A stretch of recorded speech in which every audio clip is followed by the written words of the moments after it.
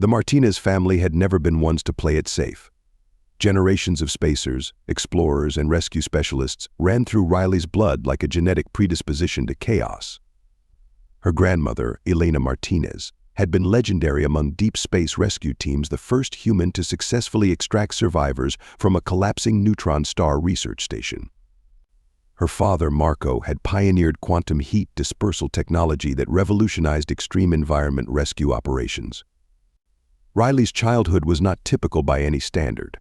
While other children played with dolls or holographic games, she dismantled and reassembled rescue equipment, studied thermal dynamics, and listened to her family's incredible stories of impossible rescues. Her bedroom walls were covered with star charts, rescue mission logs, and schematics of various spacecraft. Where most children drew pictures of fantasy creatures, Riley meticulously sketched rescue protocols and survival strategies. Her first true test came unexpectedly during a family vacation to the Centauri research outpost when she was just 12. A sudden solar flare compromised the station's primary shielding, creating a cascading systems failure that threatened over 200 researchers and support staff. While adult rescue teams deliberated and calculated probabilities, Riley noticed a critical bypass in the station's secondary cooling system that everyone else had overlooked. Using her father's personal communication device and a jury-rigged data splice she'd been tinkering with, Riley uploaded an emergency recalibration sequence that stabilized the station's core systems just long enough for a full evacuation. The rescue teams were stunned a child had done what their sophisticated AI and experienced personnel had been unable to accomplish. That moment crystallized Riley's future. It wasn't just about being brave or reckless, it was about seeing solutions where others saw insurmountable obstacles. Her family's legacy wasn't just about rushing headlong into danger, it was about understanding complex systems, thinking beyond conventional limitations, and believing that every impossible scenario had a solution waiting to be discovered. By the time she was 18, Riley had already completed advanced certifications in quantum environmental adaptation, xenobiological emergency extraction, and multi-species rescue protocols. The Galactic Rescue Consortium, initially skeptical of her unorthodox approach, gradually recognized her unique capabilities. The persistent madness wasn't just a ship to Riley, it was an extension of her philosophy. Cobbled together from salvaged parts, modified beyond recognition, the vessel embodied her approach to rescue operations: adaptable, resilient, and perpetually ready to defy expectations. Each modification told a story of improvisation, each scarred panel a testament to missions that by all standard calculations should have been impossible. Her reputation grew not through boasting, but through results. When other rescue teams calculated retreat, Riley calculated intervention. Her methods were unconventional, her success rate unprecedented. She didn't just save lives, she redefined the very concept of survival. The rescue of the Krell research vessel Luminous Horizon was more than just another mission, it was a pivotal moment that would reshape interspecies understanding of rescue dynamics and scientific collaboration. What most didn't realize was the complex political and scientific landscape surrounding the Krell research vessel and its critical mission. The Luminous Horizon had been conducting groundbreaking research into quantum thermal adaptation, studying how different species might survive in extreme environmental conditions. Their work was controversial, pushing ethical and scientific boundaries that made many governmental bodies uncomfortable. They were exploring the fundamental limits of biological resilience, seeking to understand how life could potentially adapt to environments previously considered completely inhospitable. Zara, as it turned out, was not just a random child caught in a research accident. They were the primary subject of the Luminous Horizon's most ambitious experiment, a genetically enhanced Krell child designed to test the outer limits of thermal and radiation resistance. The containment pod Riley discovered was actually a highly sophisticated research module, its seemingly fragile exterior masking incredibly complex internal systems. The Krell, a species known for their methodical approach to scientific exploration, had been conducting multi-generational studies on adaptive potential. Zara represented the culmination of decades of genetic research, a living experiment in pushing biological boundaries. Their survival wasn't just a miracle, it was the potential validation of an entire research paradigm. When Riley pulled Zara from the disintegrating research vessel, she wasn't just performing a rescue. She was inadvertently completing an experiment that the Krell had deemed potentially too dangerous to continue through conventional means. Zara's remarkable composure, their immediate analytical response to the rescue, was not just a result of individual brilliance, but the outcome of carefully designed genetic and educational interventions. The political ramifications of the rescue were immense. Different galactic governmental bodies had been monitoring the Luminous Horizons research, some with great concern about the ethical implications of genetically enhancing intelligence and environmental adaptability. Riley's intervention had not just saved a life, but had potentially preserved a breakthrough that could revolutionize understanding of biological potential. Voss, Riley's dispatcher, understood these nuances far better than Riley initially realized. His initial hesitation wasn't just about the technical impossibility of the rescue, but about the complex web of scientific, political, and ethical considerations surrounding the Luminous Horizon in Zara.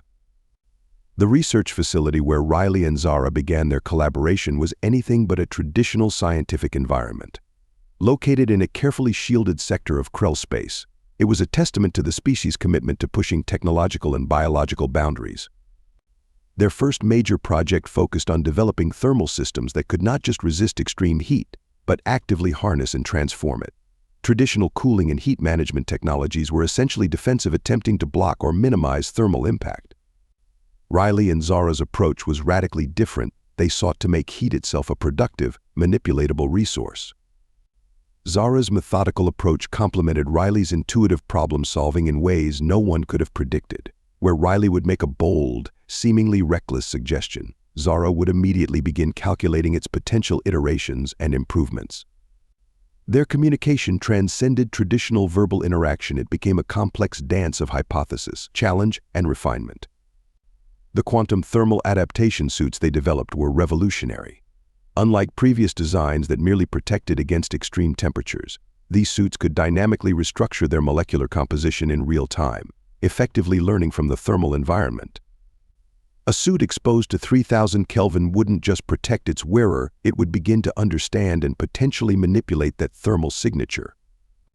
Other scientific teams watched their collaboration with a mixture of fascination and skepticism. A human rescue specialist and a genetically enhanced Krell child were not supposed to produce groundbreaking scientific innovations. They were breaking every conventional model of research collaboration. Their work attracted attention from multiple galactic research institutions. The Valaxian Crystal Consortium, known for their ultra-precise technological developments, began monitoring their progress. The Calarian Diplomatic Science Council saw potential diplomatic implications in their cross-species collaboration. But for Riley and Zara, it was never about institutional recognition. It was about solving problems that seemed impossible, about expanding the boundaries of what was considered feasible. As months turned into years, Riley and Zara's collaboration evolved into something far more profound than a mentor-protégé relationship. They were developing a new paradigm of scientific and rescue exploration, one that prioritized adaptive thinking over rigid protocols. Their thermal adaptation technologies began finding applications far beyond their original scope. Planetary colonization teams used their suit designs to explore worlds previously considered uninhabitable. Rescue operations across multiple star systems adopted their dynamic risk assessment models. Zara, despite being technically still a child by Krell standards, was already publishing research papers that were reshaping entire scientific disciplines. Their work on quantum thermal dynamics was so advanced that most senior researchers could barely comprehend its implications. Riley, meanwhile, continued her rescue work, but now with technologies and insights that made her previous missions look almost primitive. The persistent madness underwent continuous modifications, becoming less a spacecraft and more a mobile research platform that could transform itself based on environmental demands. The Galactic Rescue Consortium, which had initially viewed Riley's methods with suspicion, now held her up as a model of next-generation rescue philosophy. Her approach wasn't just about saving lives, it was about understanding and adapting to the most challenging environments imaginable. Their story became more than just a remarkable rescue. It became a symbol of what could be achieved when traditional boundaries were challenged, when species collaborated not out of diplomatic necessity, but genuine curiosity and shared vision. As Riley often told Voss during their secure communications, the universe isn't just waiting to be explored, it's waiting to be understood. And understanding, they were discovering, was the greatest rescue mission of all. The transmission came in during the quietest hour of the night cycle. Most research facilities would have missed a barely perceptible quantum fluctuation hidden beneath layers of cosmic background radiation. But the persistent madness wasn't most research vessels, and Riley Martinez wasn't most researchers. Zara, Riley called, her voice cutting through the ship's ambient hum. Something doesn't feel right. The Krell child seemed increasingly inadequate to describe their rapidly evolving capabilities, was already analyzing the data before Riley finished speaking. 6 eyes blinked in rapid succession.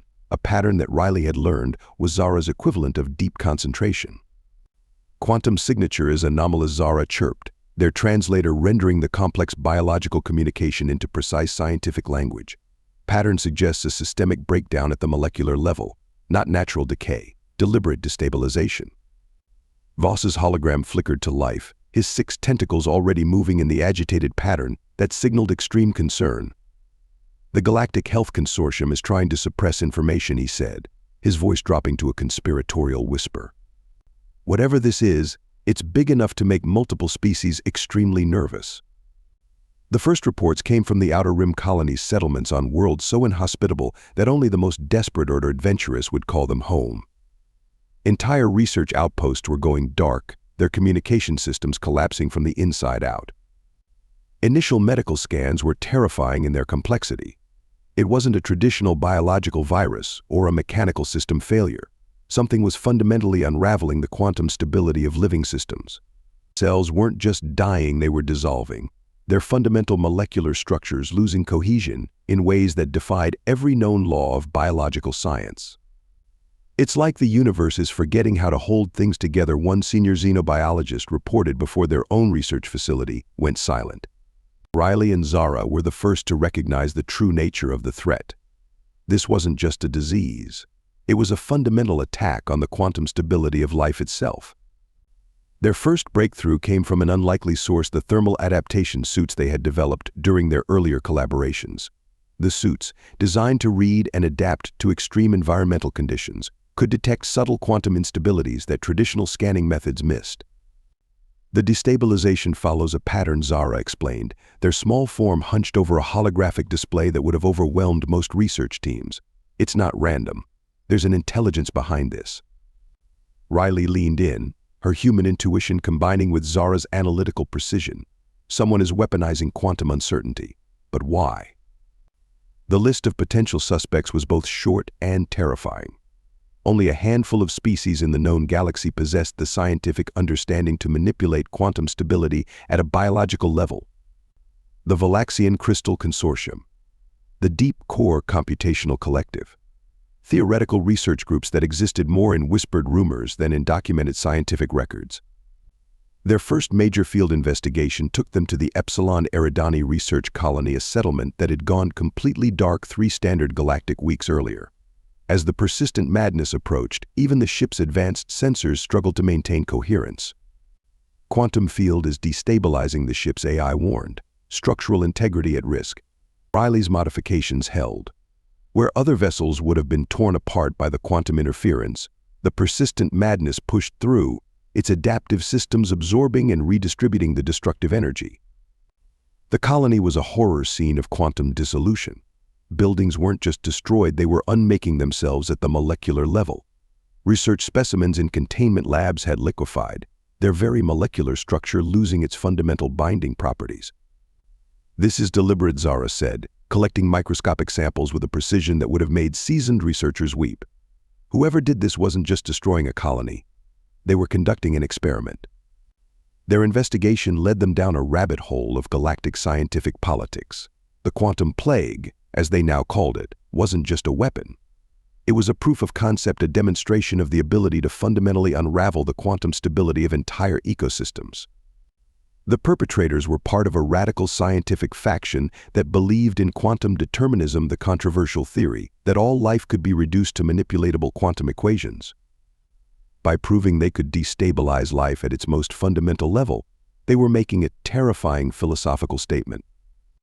They're not just killing, Riley realized. They're trying to prove that life is nothing more than a complex mathematical problem that can be solved, erased, or rewritten at will. Their solution was as audacious as everything else about their collaboration. Instead of trying to cure the quantum plague, They would create a quantum stabilization field, a technology that could essentially lock the molecular structures of living systems, preventing further destabilization. It would require computational power beyond anything previously conceived. It would demand a level of cross-species collaboration that most diplomatic bodies would consider impossible. And it would need Riley's particular brand of impossible thinking, combined with Zara's scientific brilliance. "We're going to need more coffee," Riley said, a familiar glint in her eye. Zara blinked all 6 eyes in what could only be described as a very human eye roll. "Caffeine is an inefficient solution to computational challenges." "Says you," Riley grinned. "Says you." The universe held its breath. The quantum plague was about to meet its match. The quantum destabilization was spreading faster than anyone had anticipated.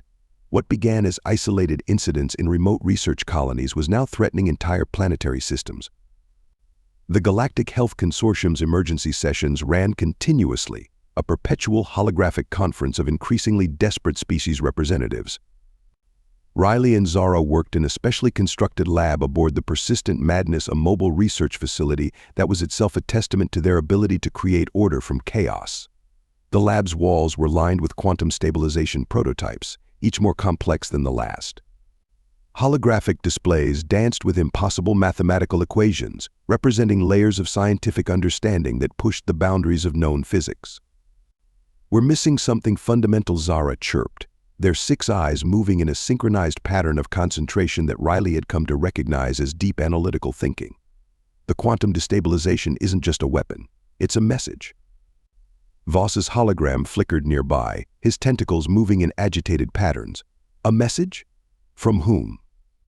Riley leaned back, her mind working in the intuitive leaps that had made her a legend in rescue circles. Not from whom, about what? The breakthrough came from an unexpected source. Deep in the archives of the quantum research data they'd collected, a pattern emerged, one that suggested the destabilization wasn't completely random. It followed a precise mathematical progression, like a complex language waiting to be decoded. Their investigation led them to the most controversial scientific group in the known galaxy, the Nexus Collective.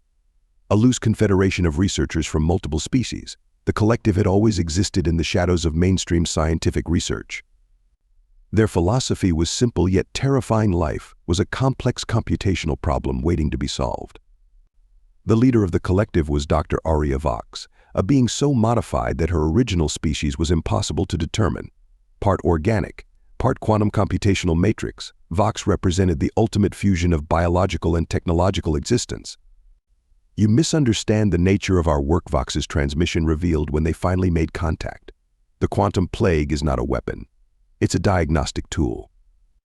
Zara's translation matrix caught the nuanced meaning. "You're testing the fundamental resilience of galactic ecosystems," the young Krell stated. It wasn't a question.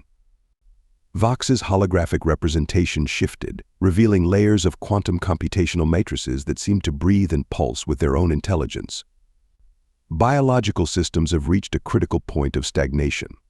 Evolution has become too comfortable, too predictable. We are introducing a necessary chaos. Riley's response was instantaneous. By killing billions, by destroying entire ecosystems. By forcing adaptation, Vox corrected. True progress comes from pushing systems to their absolute limit. Their solution would require something unprecedented, a quantum stabilization field that could not just protect, but actively adapt. Drawing from their previous work on thermal adaptation suits, Riley and Zara began developing a technology that could essentially inoculate entire planetary systems against quantum destabilization. The core of their design came from an unlikely fusion of their different approaches. Zara's mathematical precision met Riley's intuitive problem-solving. Where traditional scientists would have created a rigid defensive system, they designed something alive, a quantum protective matrix that could learn, adapt, and evolve. "It's not just a shield," Riley explained to the skeptical Galactic Consortium. "It's a living computational system that grows more sophisticated with each quantum interaction." Zara added, with characteristic directness, "Survival is not about resistance. It's about continuous adaptation." The test would come at the most vulnerable point, the Orion cluster, where 3 major planetary systems were on the brink of complete quantum dissolution. The persistent madness would serve as the central deployment point for their quantum stabilization field. As they prepared for the mission, Riley caught Zara making final adjustments to their quantum computational matrix.